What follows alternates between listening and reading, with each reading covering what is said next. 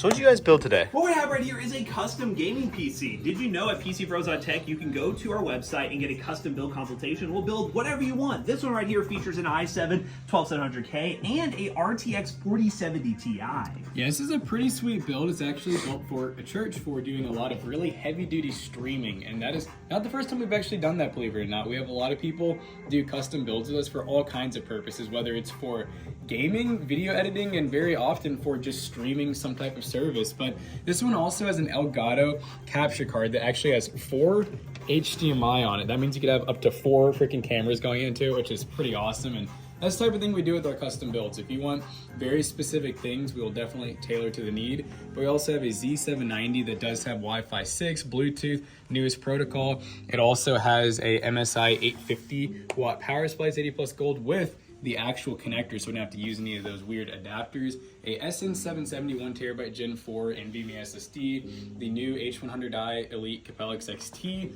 Yeah, pretty sweet build inside of the 4000X. So yeah, if you want to get a custom build, head over to PCBros.tech, hit the nut button, and you'll be good to go. Or you can browse our inventory of ready-to-ship PCs that have some really good value for the money. So head on over to PCBros.tech today.